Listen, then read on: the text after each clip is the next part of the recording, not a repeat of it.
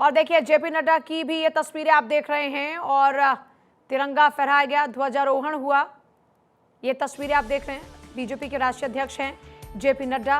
और देश जब अपना 75वां गणतंत्र दिवस मना रहा है तो बीजेपी कार्यालय पर भी ध्वजारोहण किया गया है।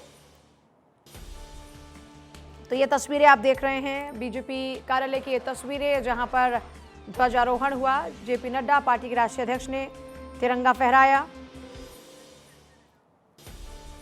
तो ये सीधे तस्वीरें आप देख रहे हैं।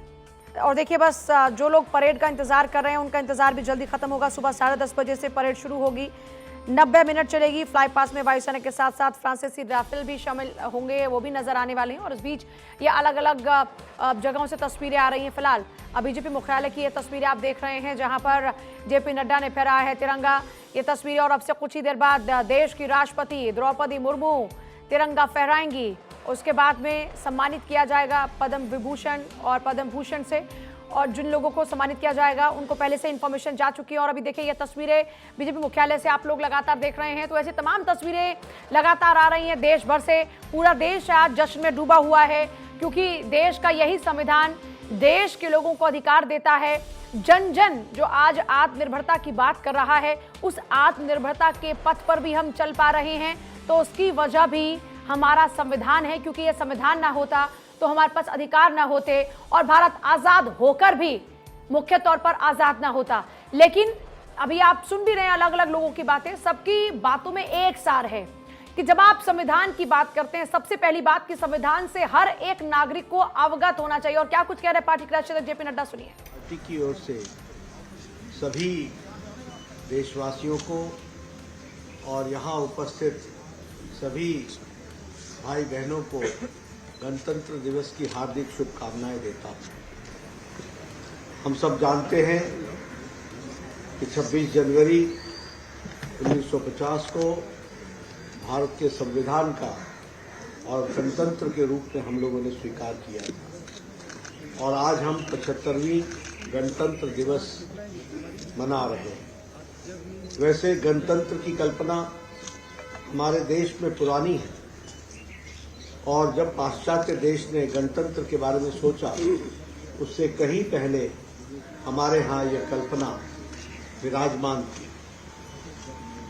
गणतंत्र की दृष्टि के अगर ध्यान में रखें तो जब देश आज़ाद 1947 में हुआ तो तब से देश ने एक लंबी यात्रा की है और बहुत उतार चढ़ाव देखते हुए हमारा प्रजातंत्र हर पग पर मजबूत हुआ है।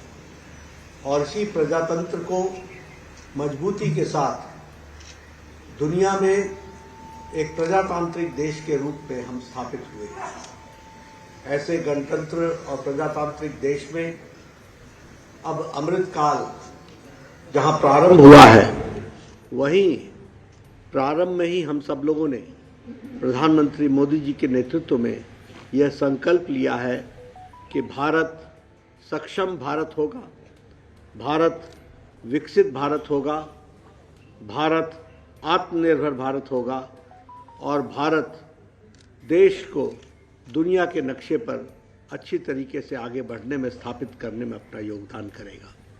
और इसीलिए इस गणतंत्र दिवस के शुभ अवसर पर जहां मैं आप सबको शुभकामनाएं देता हूं, वहां हम सब के लिए ये संकल्प का दिवस भी है कि हम इस अमृत काल में भारत को विकसित भारत की ओर ले जाएं, आत्मनिर्भर भारत की ओर ले जाएं, सक्षम भारत की ओर ले जाएं और जिसे हम कह सकते हैं कि हर क्षेत्र में भारत आगे बढ़े।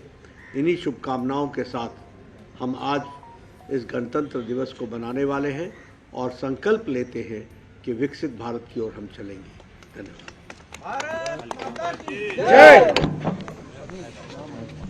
तो बीजेपी के राष्ट्रीय अध्यक्ष जेपी नड्डा को आप सुन रहे थे। उन्होंने कहा कि बड़े संघर्षों के बाद में हमें अपनी आज़ादी मिली और उसके बाद ही हमें अपना गणतंत्र दिवस मिला।